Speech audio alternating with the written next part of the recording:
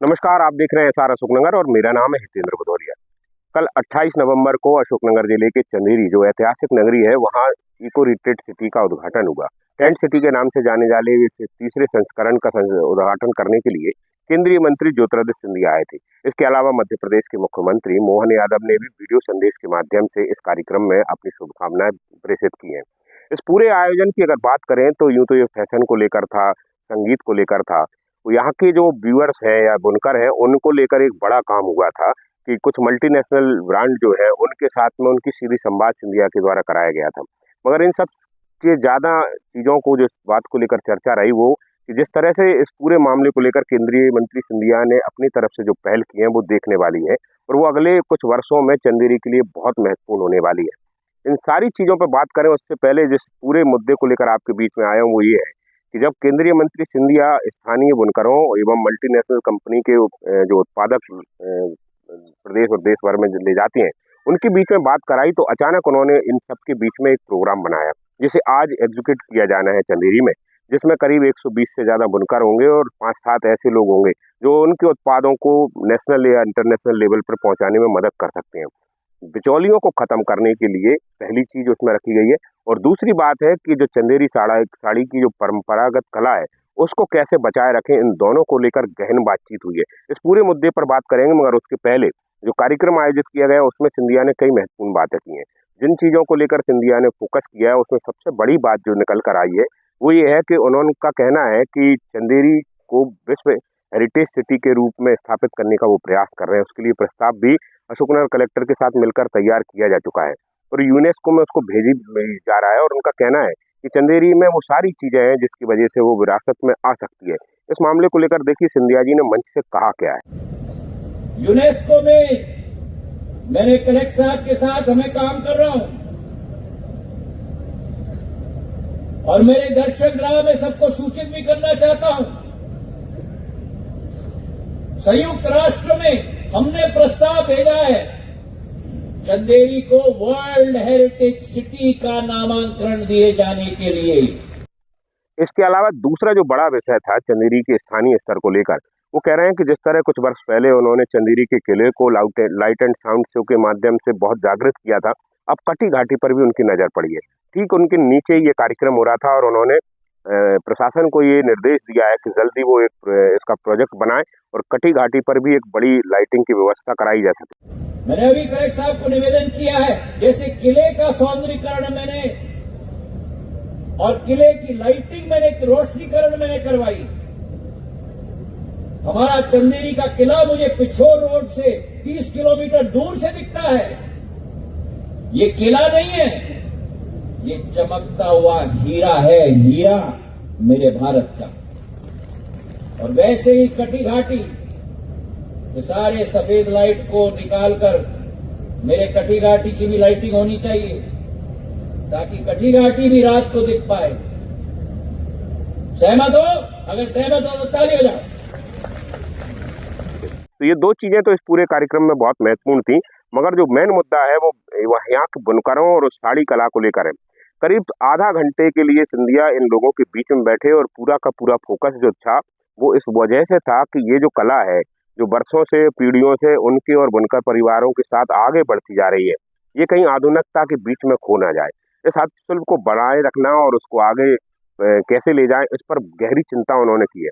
साथ ही इस पूरे मामले में जो सबसे बड़ी बात उन्होंने कही कि किसी भी तरह से बिचौलिए जो अभी भी सिस्टम में उनको कैसे हटाया जाए। इसके लिए उन्होंने जो मल्टीनेशनल कंपनियां थी जिसमें फैब इंडिया के लोग थे, तनेरिया के लोग थे, कुछ और भी दूसरे थे, उनके साथ बैठ के बातचीत की है और उनसे कहा है कि बुनकरों के माल को सीधा जो है मल्टी लेवल स्तर पर कैसे ले जाया जाए इस पर प्रयास किया जाए। उन्होंने इसको लेकर पूर्वोत्तर की कुछ संस्कृतियों की और कलाओं की जो उदाहरण भी दिए। साथ ही सिंधिया का जो सबसे बड़ा फोकस था वो ये था कि ये जो चंदेरी साड़ी की विरासत है, जो कला है बनाने की, जो बुनकरों ने पीढ़ी दर पीढ़ी सीखी है, वो कहीं आधुनिकता के कारण, इलेक्ट्रॉनिक लूम के कारण या मशीनों के कारण खत्म न हो जाए। गहरी चिंता इस बात को जताई है और साथ ही स्पष्ट तौर पर यह कहा है कि किसी भी कीमत पर इसको इस कला में घुसने नहीं दिया जाएगा, चाहे उसके लिए किसी भी स्तर पर काम करना पड़े। उनका कहना है कि चंदेरी में जो 5000 बुनकर खटके से काम कर रहे हैं उसमें इस कला को समृद्धशाली बनाया है। उन्होंने उदाहरण दिया कि बीते कुछ दिनों में उन्होंने इस तरह की इलेक्ट्रॉनिक मशीन को देखकर हटाया भी था, और वो चाहते हैं कि जो कला पूर्वजों ने इस विरासत को संभाला है वो ऐसी की ऐसी आगे बढ़े। इसके लिए उन्होंने पूर्वोत्तरों के साथ साथ मध्य एशिया और यूरोप के कुछ देशों का भी उदाहरण दिया, जिसमें हाथ से बनी कला को अब दुनिया फिर से जो है स्वीकार कर रही है और उस पर आकर्षित हो रही है। उनका ये मानना था कि अगले कुछ वर्षों में फिर से लोग ये पूछेंगे कि जिस फैब्रिक को वो पहने हुए हैं उसमें हाथ से कितना काम है। तो भविष्य की एक बड़ी दूरदर्शिता का परिचय सिंधिया ने यहाँ दिया है। और आनन फानन में इस बैठक को यूं तो सिर्फ दो लोगों को या दो बड़ी चीजों को मिलाने के लिए था, मगर वहीं सिंधिया ने बैठे बैठे ये निर्णय लिया है कि जो मल्टीनेशनल कंपनियां और उससे जुड़े लोग हैं और उनके पास जो आइडियाज है उनको एग्जीक्यूट करने के लिए बुनकरों के साथ कैसे किया जा सकता है। ये एक बड़ी चुनौती भी है, मगर जिस तरह से आधा घंटे में ये योजना बनाई और आज बुनकर पार्क में बैठकर उस पर चीजें होंगी, मंथन किया जाएगा, एक मसौदा तैयार किया जाएगा कि जो सोच यहाँ रखी गई है उसको कैसे आगे बढ़ाया जाए। तो चंदेरी को लेकर पिछले 20 वर्षों से जिस तरह से काम ज्योतिरादित्य सिंधिया ने किया है, इस बैठक में उस माइलस्टोन को और आगे बढ़ाने का काम किया जाएगा। देखने वाली बात यह है कि जिस तरह से केंद्रीय मंत्री इस पूरे मामले को लेकर सोच रखते हैं, उसको अमली जामा कैसे पहनाया जा सकता है। अगर चीजें ठीक ठाक रहीं तो ये उम्मीद की जा सकती है कि अगले कुछ वर्षों में चंदेरी विश्व मानचित्र में नए तरीके से होगा। नमस्कार। उनको इकट्ठा बैठा रहे हो 8 लोगों को, उस पर बड़ा ये बड़ा मामला है। तो आज आपने जब मीटिंग ली थी तो आज चंदेरी के महोत्सव पे चंदेरी की जनता को मेरी तरफ से बहुत बहुत शुभकामनाएं।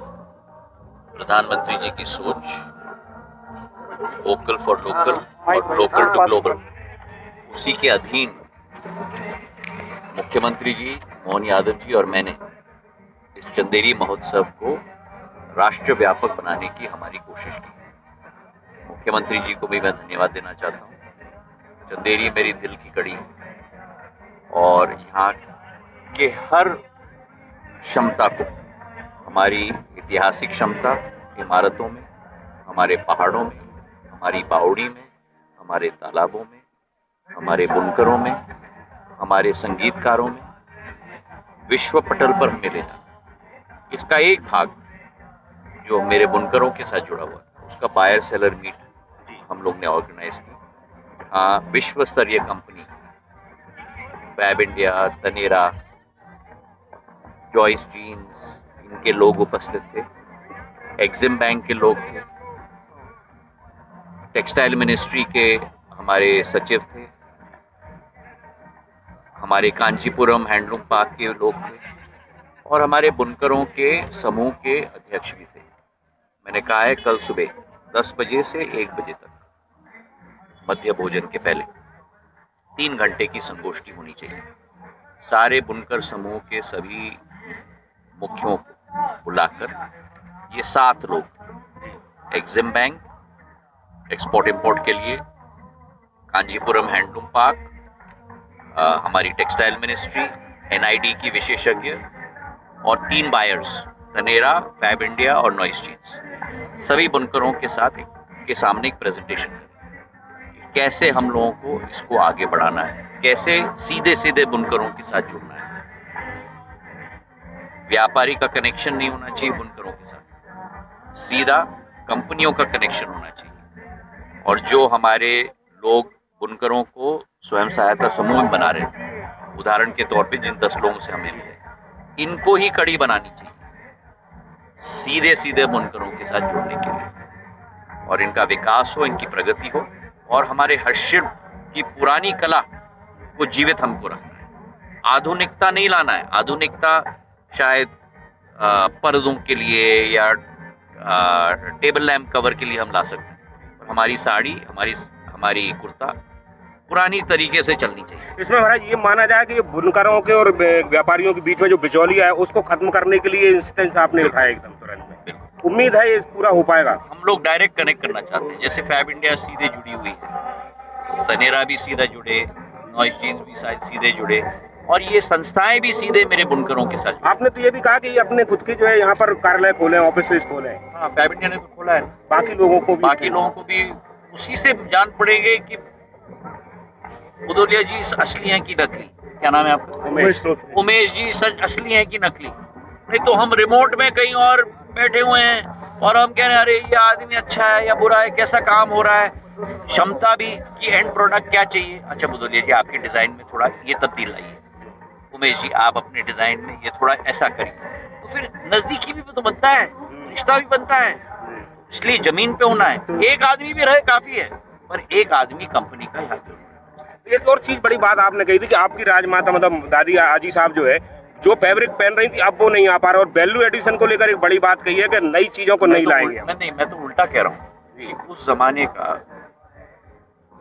मेरी परदादी सख्याराजे महाराज का या कमलाराजे महाराज का या पूर्व राजमाता साहब का या मेरी माँ पूर्व महारानी साहब का भी, वो जो डिज़ाइंस थी जिसमें चंदेरी की साड़ियों में